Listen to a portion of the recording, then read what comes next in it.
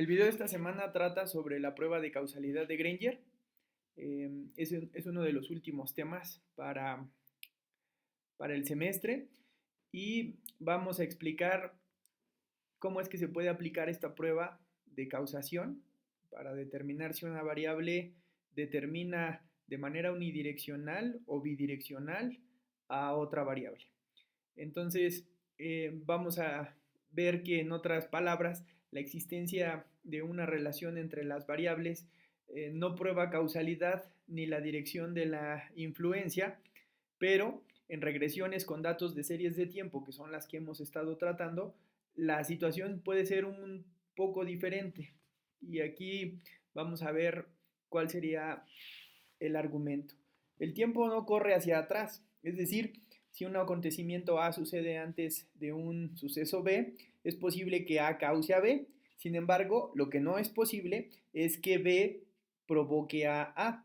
En otras palabras, los acontecimientos pasados sí pueden propiciar sucesos que ocurran en la actualidad, lo cual no sucede con los sucesos futuros. Entonces, eso es lo que vamos a intentar desarrollar en esta prueba. Vamos a ver cómo efectos del pasado causan a los efectos del presente, pero de ninguna manera efectos que van a pasar el día de mañana o el próximo mes pueden tener inferencia en lo que pase ahorita. Entonces, esta es la idea general de la llamada prueba de causalidad de Granger, pero vamos a ser más claros en cuanto a cómo tendríamos que enunciar estas pruebas de causación. Se dice entonces que el enunciado de que Y causa a YJ es solo una forma abreviada del enunciado más preciso, aunque más extenso, de que Y contiene información útil para predecir YJ, en el sentido de los mínimos cuadrados lineales, además de las historias pasadas de las demás variables del sistema.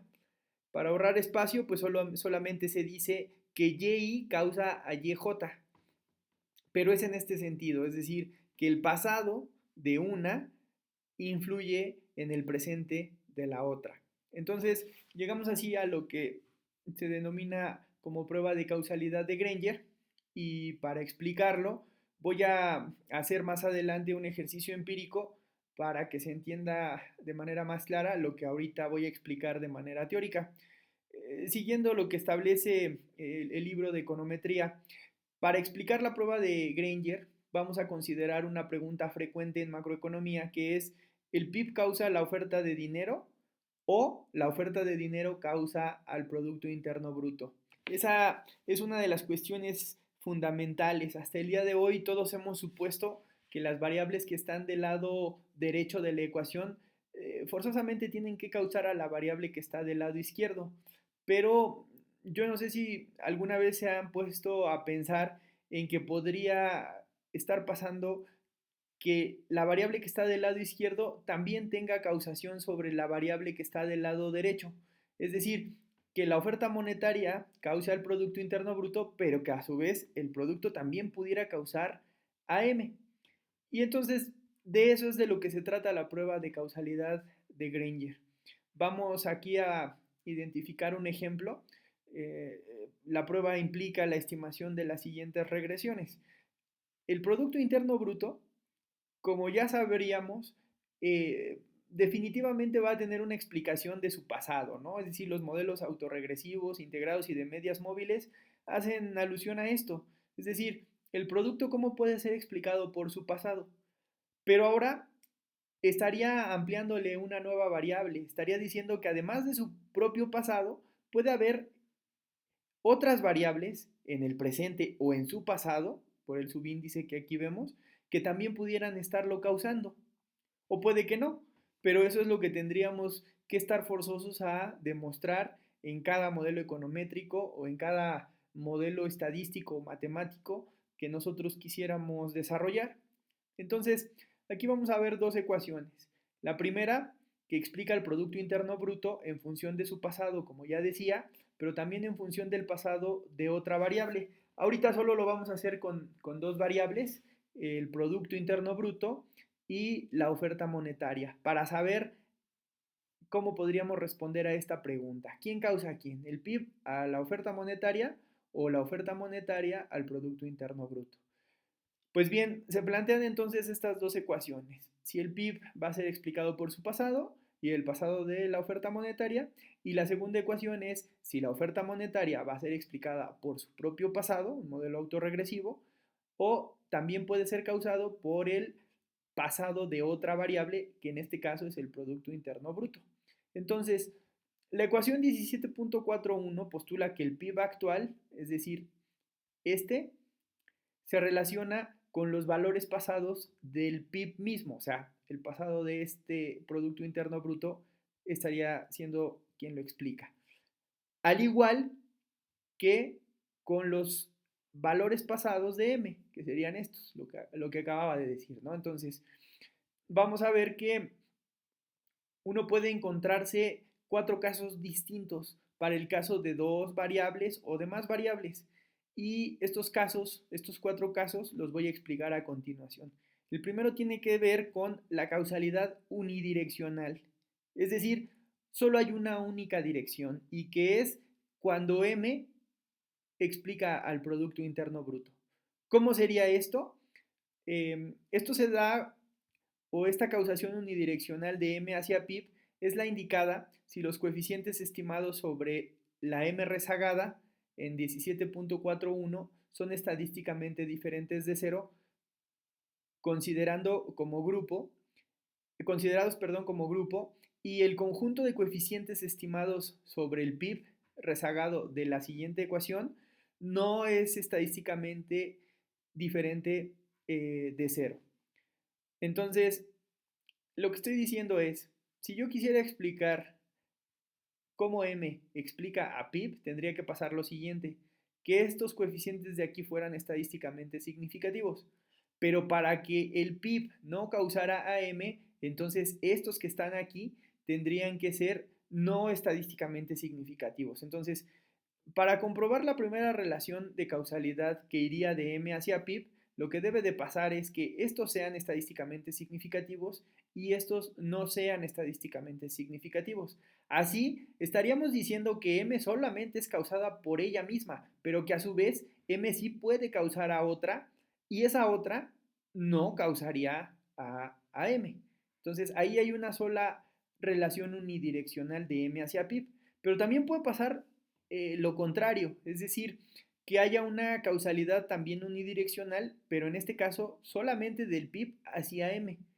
Si el conjunto de coeficientes de M rezagados en 17.14.1 no es estadísticamente diferente de 0 y el conjunto de coeficientes del PIB rezagado en 17.14.2 es estadísticamente diferente de 0. Entonces, para que el PIB pueda causar a M, ¿qué es lo que tendría que pasar en este sistema de ecuaciones? Que en este caso ahora el PIB cause a M y entonces este coeficiente delta sea diferente de 0, es decir, estadísticamente se diga que esto es diferente de 0, pero en la ecuación 1, alfa ahora sea lo contrario, es decir, que este sí sea igual que 0. Aquí, ¿qué estaría diciendo? Lo que estaría diciendo es que el Producto Interno Bruto causa a M, efectivamente, pero que además el producto solamente es explicado por sí mismo, porque este coeficiente sería 0. Si esto pasa, es decir, si el PIB causa a M, pero el PIB en realidad no es causado por M, sino únicamente por su pasado, entonces aquí estamos en ese otro, en ese otro caso que es que el producto cause a M. Entonces ahí estaría la causalidad unidireccional también, pero de PIB hacia M. Puede surgir un tercer caso, que es el que a mí me interesa mucho, porque en muchos de los elementos o de los ejemplos que ustedes van a utilizar en la vida diaria, lo que realmente ocurre es que lo que predomina son relaciones bidireccionales o relaciones de retroalimentación o de causalidad bilateral. Entonces, ¿cómo se da una relación de retroalimentación? Si se ponen a pensar un poco, es muy difícil que existan variables netamente exógenas, es decir, que nadie las cause. Casi siempre hay variables, aunque estén del lado derecho, que pueden ser causadas a su vez por otras tantas variables. Entonces, por eso digo que lo más común es una relación de causación bidireccional.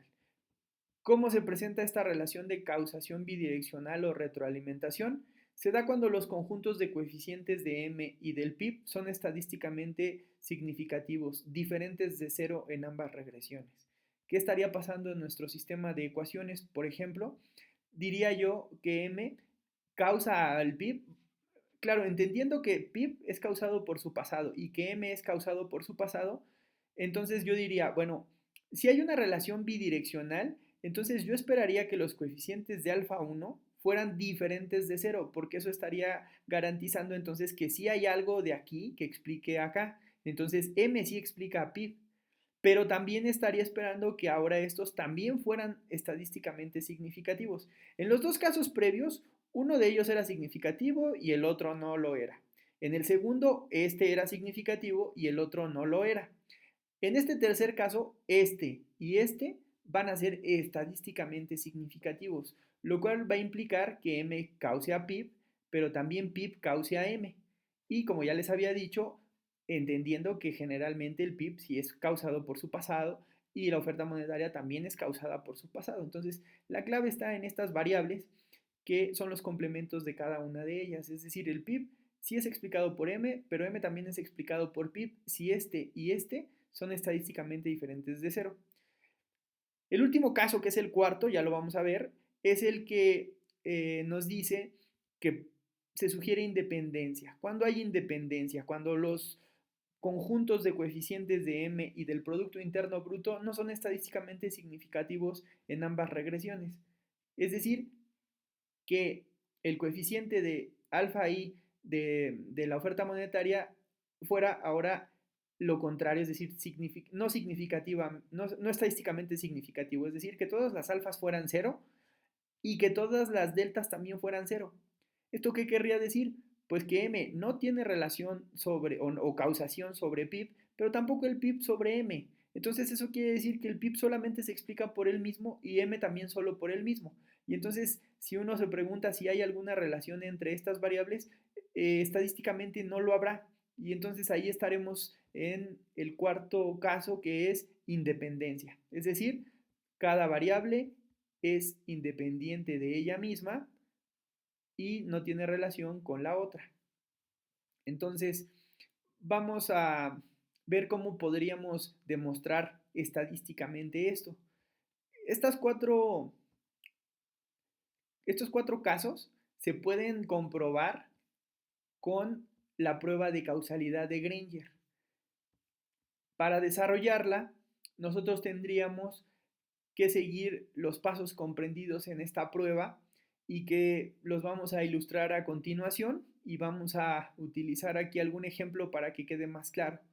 Son 6 los pasos que se tendrían que seguir, los voy a explicar y si adelante me encuentro algún ejemplo interesante, pues lo desarrollamos para que quede más clara la explicación. Entonces, vamos a ver que el primero de los pasos para desarrollar la prueba de causalidad, que en este caso utilizaremos el ejemplo del producto y del dinero, o sea, de PIB y de M, el que estábamos ahorita platicando, tendríamos que hacer los siguientes 6 pasos. El primero de ellos habla sobre hacer una regresión del Producto Interno Bruto actual sobre todos los términos rezagados del PIB, es decir, me dicen, corre la regresión de este en función de sus rezagos.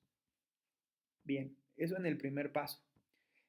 Y otras variables en su caso. Bueno, entonces dice,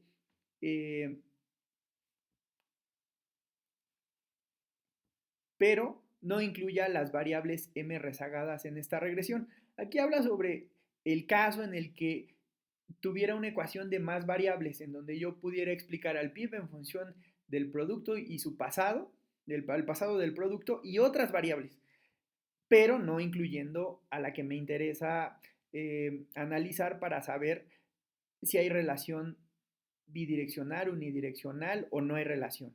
Entonces, siempre se parte de que la prueba de causalidad de Granger se hace sobre dos variables, en este caso el PIB y M. Entonces, en este primer paso me están pidiendo hacer la regresión del Producto Interno Bruto sobre su pasado y el pasado de otras variables, si es que fuera el caso, menos la variable que me interesa comparar a mi variable, ¿no? Entonces, contra esta no voy a tener que realizar la regresión del pasado de esta variable. Entonces es el Producto Interno Bruto sobre el Producto Interno Bruto en el pasado, porque no hay variables adicionales. Entonces aquí estaría.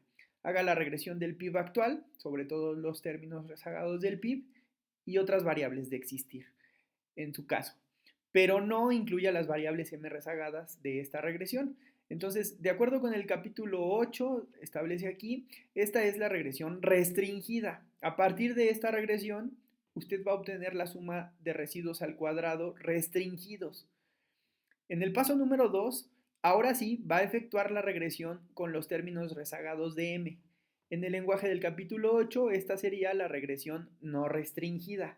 A partir de esta regresión también va a obtener la suma de residuos, al cuadrado no restringido, y la vamos a denotar como SCR, suma de residuos al cuadrado, o suma cuadrada de residuos no restringida. Y entonces vuelvo a explicar aquí con el sistema de ecuaciones lo que intentaremos hacer.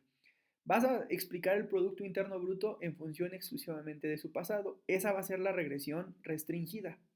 Después vas a volver a correr otra regresión con su pasado, sí, pero ahora con el pasado de la otra variable contra la que te interesa comprobar la relación de causalidad. Y a esta, que sería la más completa, por así decirlo, le vamos a llamar regresión no restringida. Y también le vas a calcular la suma de residuos cuadráticos. ¿Para qué? Para los siguientes pasos.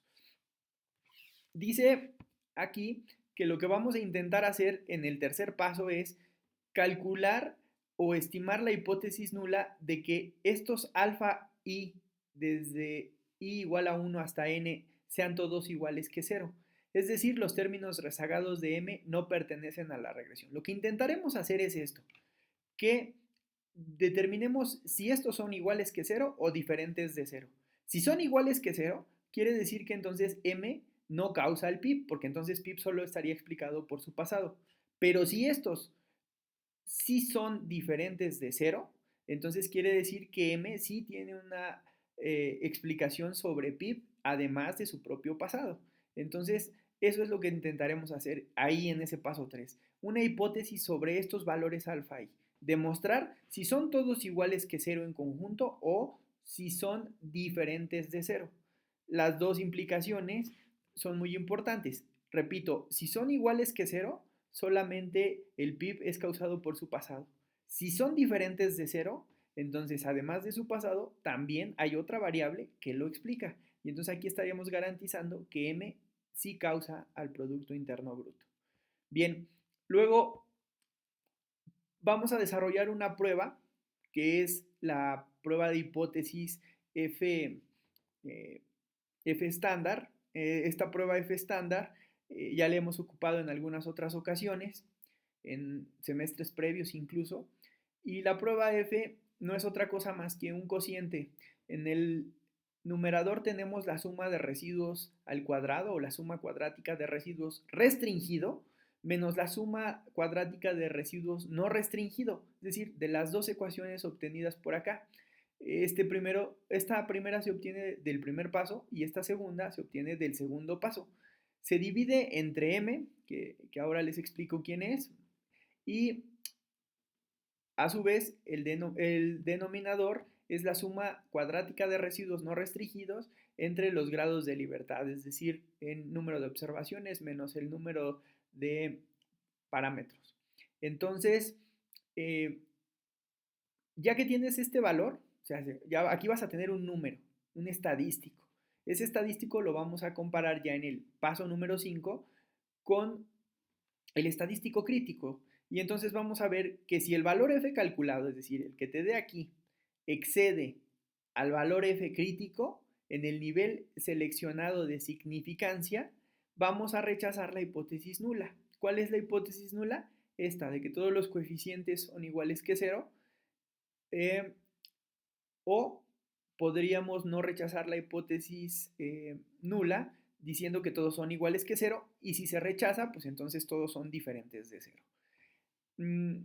Dice aquí que una vez que tú desarrollas la prueba del valor f, y de acuerdo a si el valor f calculado excede el valor crítico en el nivel seleccionado de significancia, vamos a tener que rechazar la hipótesis nula, en cuyo caso los términos rezagados de m pertenecen a la regresión. Vean, si tú rechazas la hipótesis nula, entonces dices que estos son diferentes de cero.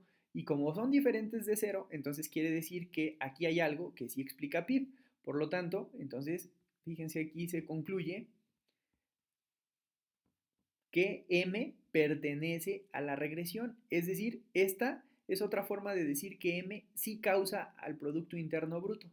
Y entonces, ya el último de los pasos es, se repiten todos los pasos del 1 al 5, lo que acabo de explicar, pero para probar el modelo de la ecuación número 2, es decir, para definir si el PIB causa a m. Como yo ya definí que m sí causa a PIB, ahora yo quisiera saber si el PIB causa a m, porque si lo causa, entonces hay una relación bidireccional, estaríamos aquí, retroalimentación. Pero si este no causa a m, entonces estaríamos en la primera situación en donde m exclusivamente causa al PIB, pero PIB no causa a m, ni tampoco hay independencia y tampoco hay causalidad bilateral. Es decir, siempre vamos a estar en uno de los 4 casos. Entonces, ahorita vamos a comprobar justamente esto. Se me ocurre que para poder tener mayor claridad, voy a desarrollar un ejemplo, sí, a lo mejor de los que están por acá, para que sea todavía más claro, pero antes de eso voy a explicar algunos de los puntos que se deben de tomar en consideración antes de realizar la prueba de causalidad de Granger. Y voy a empezar con el primero de todos, que creo que es el más importante, y habla sobre suponer que las dos variables del Producto Interno Bruto y de m son estacionarias. Esto es algo importantísimo. Las pruebas de causalidad de Granger, estas que vamos a estudiar el día de hoy, o que estamos estudiando el día de hoy, se van a aplicar única y exclusivamente sobre series que sean estacionarias. Ese es el primer punto muy importante. Entonces, vamos a tener que garantizar que el producto y la oferta monetaria o las variables de las que se trate sean estacionarias, porque hasta que lo sean es cuando se puede aplicar la prueba de causalidad de Granger. Entonces, este concepto dice aquí que ya lo estudiamos anteriormente, etcétera, etcétera, y efectivamente ustedes ya son expertos en determinar si series de tiempo son estacionarias o no. Existen 3 formas, ya ustedes lo saben, es el método gráfico, las funciones de autocorrelación simple y parcial y las pruebas de raíz unitaria. Esas nos dirían si estos son estacionarios o no estacionarios. Entonces, esa sería como la secuencia que hay que seguir. Entonces, haces pruebas de estacionariedad para garantizar que las series sean estacionarias, y hasta que ya garantices que son estacionarias, aplicas la prueba de causalidad de Granger. Luego, hay otra cuestión en cuanto a cuántos rezagos tendría, hasta cuántos rezagos tendría que hacer esta regresión o estas regresiones. Porque aquí yo dije, vas a hacer la regresión del Producto Interno Bruto sobre la regresión de él mismo, pero nunca dije cuántos. Ahorita les voy a explicar que eso se puede definir con un criterio de información de Akaico de Schwartz para decir qué tan atrás nos vamos a ir en el pasado para determinar estas regresiones. Y también la regresión de la otra variable en cuestión. Entonces, eso también es otro punto muy importante. Eso se resuelve con criterios de información de Akaik o criterios de información de Schwartz.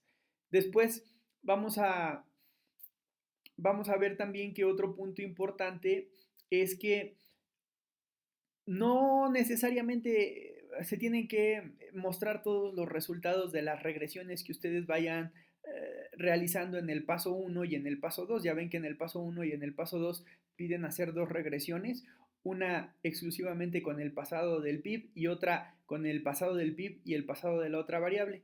Lo que quiero decir es, no importan tanto los coeficientes, sino más bien la prueba F. Y eso es lo que dice por acá. Dice que eh, como nos interesa probar la causalidad, no se requiere presentar los coeficientes estimados de los modelos 17.14.1 y 17.14.2 en forma explícita para ahorrar espacio. Lo único que basta es mostrar los resultados de la prueba F dados en 8.7.9, que es la ecuación esta que acabamos de ver.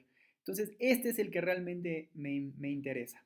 Bien, pues entonces, ya para no tomar más tiempo del video, voy a hacer el ejemplo 17.13, el que habla sobre la causalidad entre el dinero y la tasa de interés en Canadá, porque además esta es una serie de tiempo que con la que cuenta el libro y que la podemos descargar pues para comprobar los resultados. Entonces, el ejemplo número 17.13 habla sobre consultar los datos sobre Canadá proporcionados en la tabla 17.5. Yo aquí le he puesto, en lugar de 17.5, le puse prueba de causalidad de Granger, o mejor dicho, Granger, y estos son los datos a los que se refiere el libro. Los voy a poner aquí al lado y les voy a explicar de qué trata esto. Estos son los datos sobre Canadá y suponga que deseamos averiguar si existe causalidad entre la oferta de dinero y la tasa de interés en Canadá. Entonces les explico. La primera variable M es la oferta de dinero o monetary base, y después R, que es la tasa de interés, interest rate, por eso la R. La P es el índice de precios al consumidor y GDP es el Producto Interno Bruto, Gross Domestic Product. Entonces, lo que me dice aquí es que vamos a averiguar si existe causalidad entre la oferta de dinero y la tasa de interés, es decir, entre estas dos, oferta de dinero y tasa de interés. Dice que esto lo haremos para el periodo comprendido de 1979 a 1988. Entonces, aquí no nos pone las fechas, pero bueno, nosotros sabemos que va del 79 al 88 y con datos trimestrales. A fin de demostrar la prueba de causalidad de Granger para causalidad dependiente de manera crítica del número de términos rezagados introducidos en el modelo, presentamos enseguida los resultados de la prueba F. Recuerden, aquí está la prueba F, este es el punto más importante de todo el procedimiento. Entonces nos dice, bueno, tú vas a hacer la prueba F, en la que se emplearán varios rezagos trimestrales, y en cada caso la hipótesis nula es que la tasa de interés no causa a la oferta de dinero y viceversa, ¿no? Es decir, la hipótesis nula pues es esta, que todas las alfas son cero, partiendo del supuesto de que entonces PIB es solo causado por sí mismo y M es solo causada por sí mismo.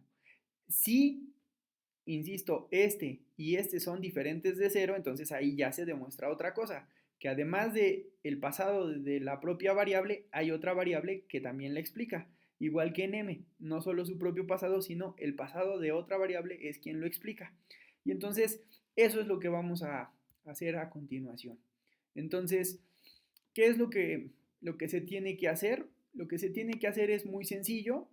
Igual que en los videos previos, les pido que vayan desarrollando su propio script para que cuando sea necesario ustedes puedan tener ya el script armado y muy probablemente algunos de los ejercicios que se dejen de tarea, pues no sé, me imagino pudieran ser que comprueben la relación entre R y P, o es decir, la tasa de interés y la tasa de inflación, la tasa de precios, o el producto en función, comparándolo con M o M con los precios, R con el Producto Interno Bruto. Ahí las combinaciones pues, pueden ser varias. Pero bueno, yo voy a empezar con el ejemplo que propone el libro y entonces eso es lo que les voy a explicar a continuación. Entonces, ya que vieron aquí la base de datos, lo que voy a hacer entonces es abrir un archivo de trabajo en R para desarrollar la prueba de causalidad de Granger sobre las dos variables que acabo de explicar. Para desarrollar las pruebas, les voy a pedir que descarguen dos librerías que probablemente ustedes ya hayan utilizado en scripts previos, y enseguida les voy a pedir que borren todo lo que tengan a lo mejor de ejercicios previos para que la memoria quede en limpio. Y después lo que voy a hacer es darle un nombre a la base de datos que voy a utilizar. Le voy a llamar Granger, pues porque es la prueba de causalidad de Granger. Y entonces voy a guardar en esa base todos los datos de las 4 variables. Entonces, por acá lo tengo, lo abro. Enseguida voy a aplicar los comandos que ya identifico se deben poner siempre, como este que es el comando attach, y enseguida voy a transformar las series. Este es un punto muy importante. Siempre que vamos a desarrollar pruebas de raíz unitaria, siempre que vamos a desarrollar pruebas de cointegración, siempre que vamos a desarrollar pronósticos, siempre que vamos a desarrollar pruebas de causalidad de Granger, todas nuestras variables, si se dan cuenta, han tenido que ser transformadas como series de tiempo. Entonces lo voy a hacer a continuación. Repito, tenía 4 variables en el archivo que acabo de cerrar, y esas 4 variables son específicamente M, la oferta monetaria; R, la tasa de interés; P, los precios; y GDP, el Producto Interno Bruto, y están en este orden: primera columna, segunda columna, tercera y cuarta columna. Como les decía, iniciamos en el primer trimestre de 1979, o como dice el libro, y la frecuencia es trimestral. Entonces voy a ver cómo se ven estos datos. View Granger, le voy a poner que los muestre, y bueno, aquí pueden ver ustedes que efectivamente tenemos la base de datos ya importada y entonces lista para poder iniciar nuestra prueba de causalidad de Granger. Entonces voy a poner aquí quizá, como he hecho en otros videos, la explicación para que vaya siendo fácil de identificar punto por punto lo que vamos a tener que desarrollar. Ustedes recordarán que para desarrollar la prueba de causalidad de Granger se tienen que seguir 6 pasos, que son estos. Entonces, pues qué mejor si le vamos poniendo paso por paso lo que va haciendo la máquina. Entonces, primero de los pasos para desarrollar la prueba de causalidad de Granger para 2 rezagos. ¿Por qué para 2 rezagos? Porque como ustedes podrán ver en el libro, no, esto es de otro tema. Bien, en el libro nos dice que vamos a hacer la prueba sobre 2 rezagos, luego sobre 4, luego sobre 6 y luego sobre 8. En la práctica, estas pruebas o criterios de información de ACAIC nos dicen exactamente qué tan atrás tendríamos que irnos en el pasado. Es decir, solamente tendríamos que hacerlo quizá con 2 o con 8 o qué sé yo, con 6. Eso va a ser tarea de estos criterios de información. Pero ahorita, para efectos de practicar, vamos a hacerlo con 2 rezagos, con 4 rezagos, con 6 rezagos y con 8 rezagos. Entonces, vamos a iniciar obviamente con el primero, que sería el de 2 rezagos. Entonces, como vamos a hacer la prueba sobre 2 rezagos, aquí lo pongo, en el paso número 1 voy a estimar M sobre sus 2 términos rezagados sin incluir a R. Sin incluir a R. Y voy a obtener la suma de residuos al cuadrado. Voy a poner aquí y obtener suma de residuos al cuadrado, que recuerden ustedes, la primera ecuación es la restringida. Bien, entonces, ¿cómo hago esto? Lo primero es obtener los rezagos de M y de R. Entonces, ¿cómo se obtienen? Con el comando lag sobre la variable, una coma y el número de rezagos. En este caso sería -1 porque es el primer rezago, -2 para el segundo rezago y lo mismo para la variable R, que es la tasa de interés. Entonces, M significa oferta monetaria rezagada a un periodo, oferta monetaria rezagada a 2 periodos, tasa de interés rezagada a un periodo y tasa de interés rezagada a 2 periodos. Y entonces ahí tengo los 4 rezagos, 2 rezagos para la primera y 2 para la segunda variable. Entonces, dicen el primero de los pasos, estima M sobre sus dos términos rezagados. ¿Quién sería? Este y este. Entonces, para hacer eso, lo que tengo que hacer es almacenar todas las variables en una base de datos, por ejemplo D, vamos a llamarle D, con el comando tsunión. Este también ya lo hemos trabajado en algunos otros scripts. Y entonces con el comando tsunión voy a colocar todas las variables que acabo ahorita de construir. Me dirán, pero si solo vas a utilizar las rezagadas de la variable m, pero de una vez coloco las otras rezagadas, ¿no? Porque seguramente más adelante las voy a tener que ocupar. Entonces corro este comando para que ahí se almacenen los datos y enseguida lo que tengo que hacer es correr la regresión de m sobre sus dos rezagos. Véanlo ustedes. R1, regresión 1, va a ser m en función de sus dos rezagos. ¿Sí? Para ilustrar un poquito, lo que estoy haciendo es correr la primera regresión, o en este caso la segunda, mejor dicho. M en función de sus dos rezagos. Si se dan cuenta, estoy siguiendo el mismo ejemplo, pero con otra variable, es decir, nos decía, calcula PIB con respecto a sus rezagos, pero no los rezagos de la otra. Lo que estoy haciendo ahora es trabajar con la otra, entonces voy a calcular los rezagos de esta, pero no los rezagos de PIB. Entonces es M en función de sus dos rezagos. Aquí está, M en función de sus dos rezagos, y ahí está la regresión.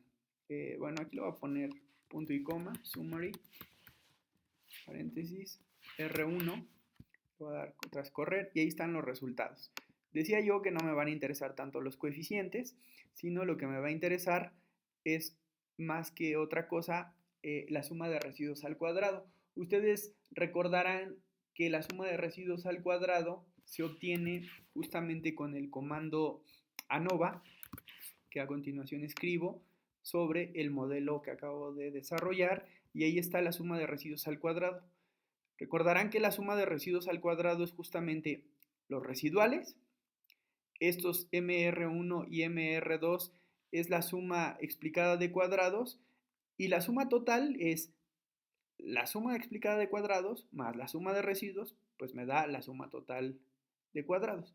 Pero aquí la que me interesa es solamente esta, la suma de residuos al cuadrado. Entonces voy a copiar este valorcito, lo voy a poner aquí a lo mejor una nota que diga que la suma de residuos al cuadrado de esta ecuación que fue la restringida equivale a este valor que está por aquí, que son 11.521.177, que es este que está acá. Bien, luego ya tengo en este sentido el primer paso. Ustedes también deben de recordar que en el segundo paso lo que me pide es, bueno, ya que construiste esa primera ecuación, ahora hazlo sobre la ecuación completa, es decir, con la de los rezagos de la otra variable, y a esa le llámale suma cuadrada de residuos no restringida. Entonces eso es lo que voy a hacer acá. Igual le voy a poner que este es el paso 2, e incluso le pondría yo el paso 3 de ahí mismo, porque ustedes al momento de hacer este paso 2 van a ver que también el paso 3 se desarrolla, que es en el paso 2 estimar la regresión incluyendo los términos rezagados de m y obtener la suma de residuos al cuadrado. Entonces aquí, además de estimar la regresión incluyendo los términos rezagados, no sería de m, sino serían los términos rezagados de r, ¿sí? Porque estamos hablando de que la que queremos comprobar es la variable esta, o la ecuación segunda que está por aquí, esta. Queremos ver si m es influenciada por la otra variable, que en este caso no es pip, sino es r. Entonces, por eso, ya hicimos la ecuación de m en función de m, sus rezagos, pero ahora sería en función de esa otra variable, esa segunda variable, que en este caso va a ser r. Entonces, por eso digo que acá debimos haberle puesto ahora estimar la regresión incluyendo los términos rezagados, pero de r, y obtener así la suma de residuos al cuadrado no restringido. Bien, entonces dije que ponía el paso número 3 porque también aquí voy a tener que ver que la hipótesis es que los coeficientes rezagados de m, otra vez aquí cambio, de r, son 0. ¿Por qué? Porque quiero ver si estos son significativos a la hora de explicar o no la regresión. Si no lo son, es decir, si son 0, entonces m solo se explica por su pasado. Pero si estos son significativos, quiere decir que m entonces también es explicada por la tasa de interés. Bien, para hacer eso, yo voy a tener que correr una segunda regresión. La segunda regresión es esta que voy a escribir a continuación y que es la explicación de m por sus dos rezagos, pero también por los rezagos de esta segunda variable que sería r. Y ya les decía, todos los datos están almacenados en D. Por eso les decía que desde este punto yo había incluido ya los residuos de la tasa de interés porque los voy a ocupar ahora en este segundo paso. Aquí también le voy a poner aquí summary para que ustedes puedan ver eh, algo que ahorita se me está ocurriendo, que es, en el resumen debe verse si estos son significativos o no. Si estos son significativos, pues eso ya me va dando indicios de que entonces R sí tiene algo que ver sobre la explicación de M, ¿no? Aunque dice aquí el libro, no se preocupe tanto por los coeficientes ni por las test estadísticas, sino, déjenme cerrar esto, que es lo de mi correo, pero esta parte es la que me interesa. Vamos a explicar a M en función de su pasado y el pasado de R1 y R2. Les decía, si estos desde aquí se van viendo que son estadísticamente significativos, entonces es muy probable que esta R sí cause a M, pero bueno, vamos a verlo.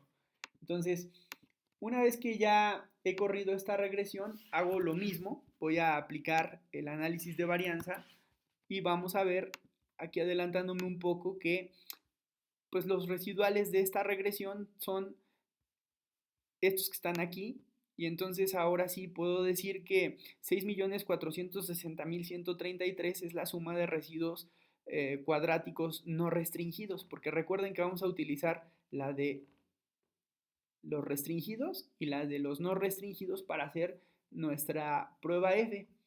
Eh, Regresando tantito al libro para que no se pierda esta secuencia, ya hicimos el paso 1, ya hicimos el paso 2, ya ahorita de alguna manera vimos si estos alfas son o no diferentes de 0, vimos que al parecer no son diferentes de 0, por lo tanto entonces ahora ya podemos hacer la prueba F. La prueba F es suma de residuos cuadráticos restringidos menos suma cuadrática de residuos no restringidos entre m dividido entre la suma de cuadrados restringido no restringido entre grados de libertad. Eso es lo que voy a hacer más acá.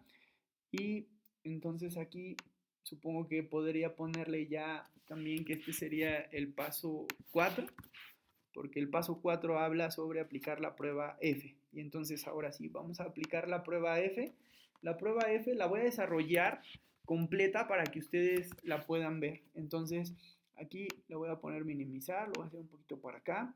Y entonces aquí voy a ver, voy a hacer la explicación de la prueba F. Miren, aquí está la prueba F del libro y aquí está lo que yo hice.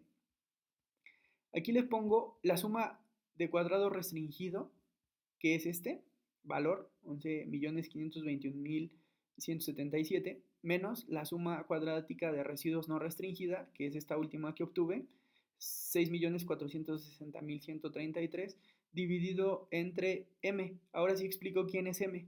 M en este caso es 2 y esto se debe a que estamos hablando de que fueron dos los rezagos que le apliqué a la regresión restringida, que sería, perdón, a la regresión no restringida, que sería esta de acá. eh, la variable nueva, es decir, R, que es la tasa de interés, tiene dos rezagos y entonces por esos dos coeficientes que aquí se pierden es que se coloca aquí justamente esa cantidad de coeficientes. Luego viene dividir la suma cuadrática de residuos NR entre n menos k. ¿Cuánto vale n? Pues quizá para darnos una idea me voy a la base de datos y veo que dice que muestra 30 a 40 de 40 entradas, entonces quiere decir que son 40 observaciones menos, menos k.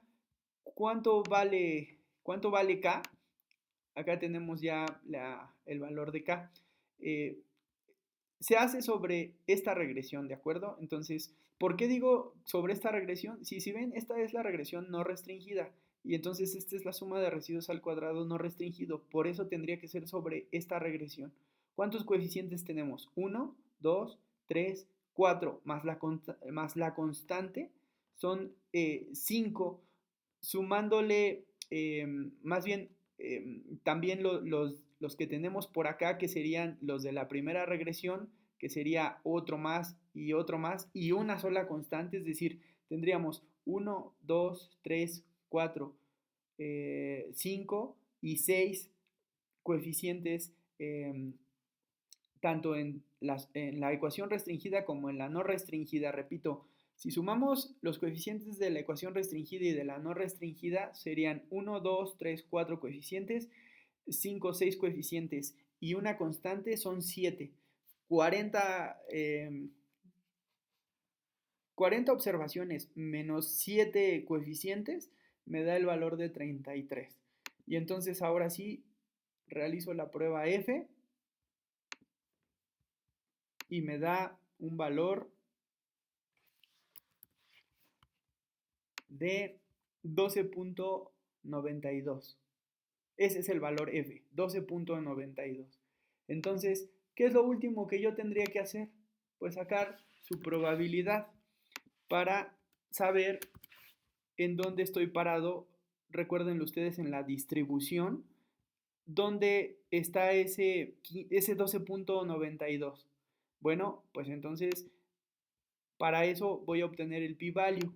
El p-value se obtiene como 1 menos el p-value de f, es decir, la distribución f, con 2 grados de libertad que son estos y 33 grados de libertad que son estos. Entonces, si lo buscaran en una tabla estadística de la distribución f, encontrarían el valor de 0.00000714, es decir, 4 ceros previos y luego 7, 1, 4, 9, 6, 7, 1. Esto quiere decir que pues estamos en la región de rechazo. ¿Qué rechazamos? Rechazamos que estos R1 y R2 no causen AM. Entonces, por lo tanto, por así decirlo, se acepta que este y este sí explican AM. Entonces, vamos por acá para que ustedes lo puedan identificar como lo dice el libro. Si el valor f calculado excede al valor f crítico en el nivel seleccionado de significancia, rechazamos la hipótesis nula. Es decir, lo que estoy diciendo aquí es que este valor es lo suficientemente grande, es decir, 12.92 es lo suficientemente grande como para caer en la región de rechazo y entonces lo que estamos diciendo es, como aquí lo dice el libro, es otra forma de decir que M sí causa a PIB, o bueno, que en este caso R, que es la tasa de interés, sí causa a M, es lo que estamos buscando identificar. Ya luego el último paso es repetir todo esto para el caso inverso, es decir, ahora identificar, como aquí lo estábamos haciendo, si en este caso decíamos R causa a M, vamos a ver ahora si M causa a R. ¿Y cómo se haría? Se haría algo muy similar a esto. Aquí pones a R con un rezago y dos rezagos, luego pones a R con un rezago y dos rezagos, pero ahora colocas a M con uno y dos rezagos y entonces ahí sí pruebas si efectivamente M causa a R. Y ahí estaría ya las dos variables comprobadas. Es decir, si R causa a M y viceversa, si M causa a R, o solamente una causa a la otra, o ninguna de las dos se causa. En este caso, pues ya hemos demostrado que R sí causa a M. Es decir, el agregar estos dos rezagos me está demostrando que sí hay una relación de causalidad de la tasa de interés hacia M. Y entonces, ya para que ustedes identifiquen estos resultados, ustedes podrían verlo, por ejemplo, aquí, el primero de ellos. Vean, lo que yo quise explicar es si R causa a M con dos rezagos y me dice que el valor que debía haber obtenido es este de 12.92.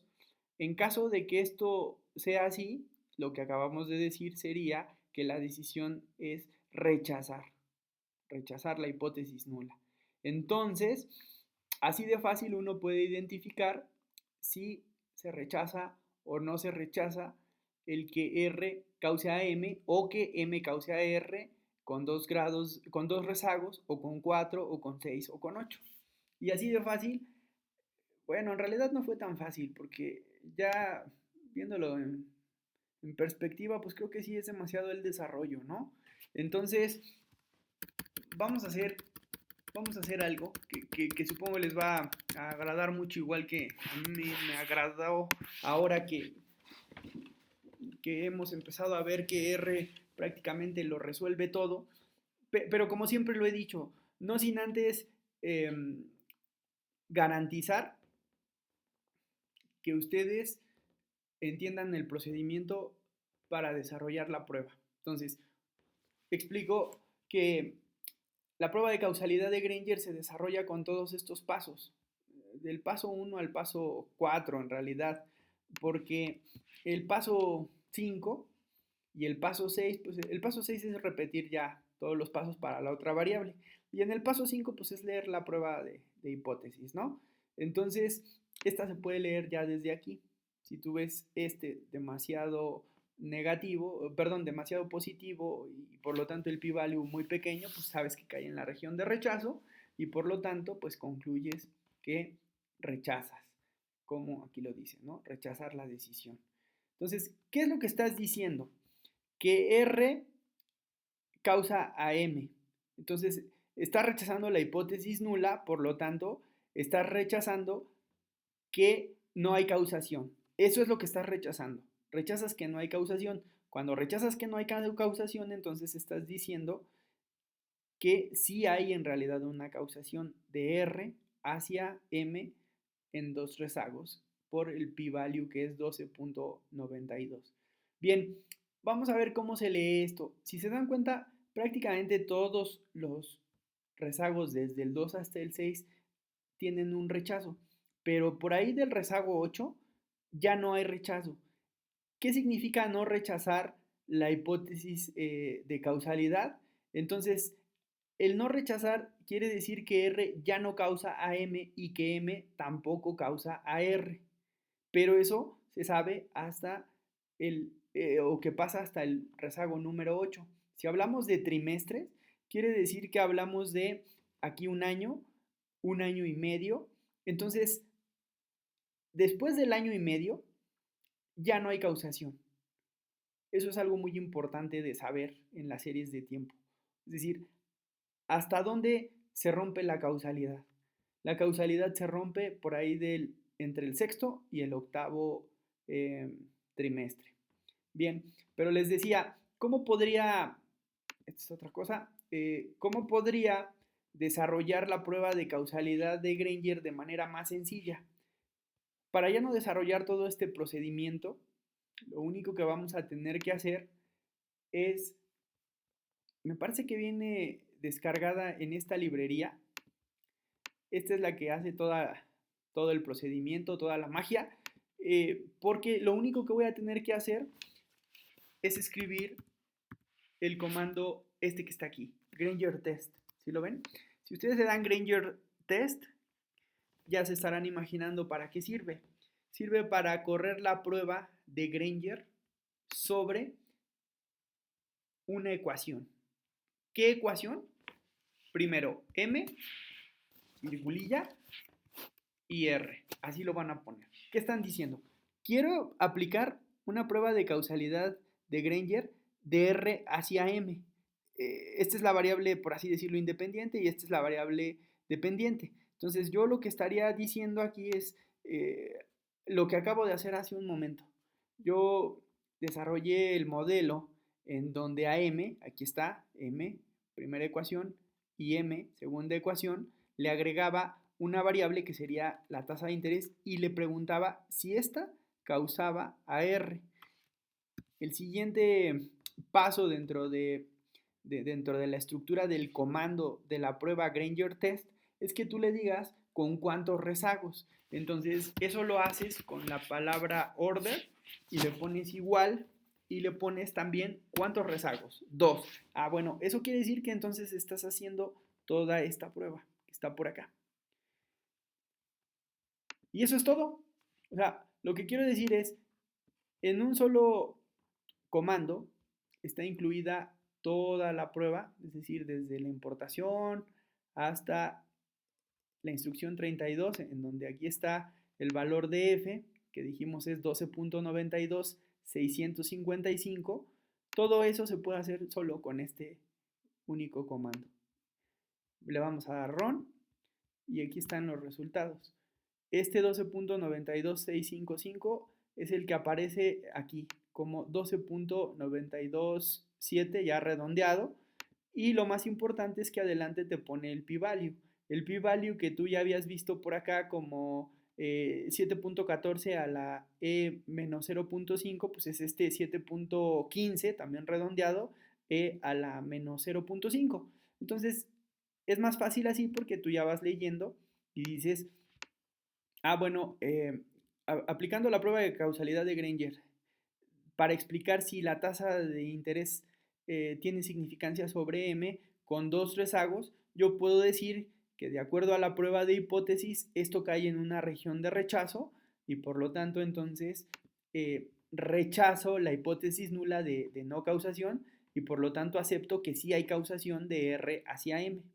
Entonces, de la misma manera yo podría hacer la siguiente prueba. O sea, para conocer el valor de 3.22, ¿cómo le haría? Lo único que tendría que hacer es aplicar toda la prueba, que sería esta, y que creo que ese sería un buen ejercicio para que ustedes practiquen. Yo no, porque pues creo que ya sé cómo hacerlo, entonces eso se los dejaría a ustedes. Van a hacer todo el desarrollo y ya nada más lo comprueban quizá con la prueba Granger test, pero ahora de R, virgulilla M, coma, order igual que 2. Y entonces esto me daría la otra prueba. ¿Qué valor? Este que a lo mejor lo voy a minimizar para que se vaya viendo por aquí y que se vea que esos son los resultados que estoy obteniendo. Miren, sería este 3.22, sería este 3.22 con 0.05. Dice aquí que rechaza, yo supongo que están considerando un 10% de significancia para decir que si estamos considerando un nivel de significancia del 10%, el 0.05 cae en la región de rechazo y por eso se dice que se rechaza. Entonces, este es el valor, 3.2234. ¿Cómo obtengo estos demás valores? Pues muy fácil, ya nada más tengo que, incluso aquí voy a copiar esto, lo voy a pegar, porque ya es exactamente la misma estructura, solamente le voy cambiando el orden, que sería aquí 4 y 4. Le voy a dar primero aquí Enter, creo que era con Command así aquí está. Y aquí tienen el valor 5.59, que sería este, y el siguiente 2.45, pues obviamente lo tendría que obtener con esta prueba de causalidad de Granger, explicando a M sobre R con un orden 4, y aquí está el 2.451, que sería este. Y para los sucesivos, que sería para 6 y 8, pues de una vez los hago. Incluso voy a ocupar estos para hacer de una vez los que me faltan. Y los que me faltan son simplemente cambiarle aquí a 4 por 6, por 6, y por 8, y por 8. Y eso me tiene que dar estos que faltan. El primero, ustedes lo ven aquí. Aquí está. 3.5163, que sería este que está acá. Luego 2.71, que de hecho aquí hay un error en el libro, no en nuestros datos. Fíjense, en este es 3.5163 y después dice el libro que es 3.71, pero ahí se equivoca. En realidad el valor es 2.7136, ¿no?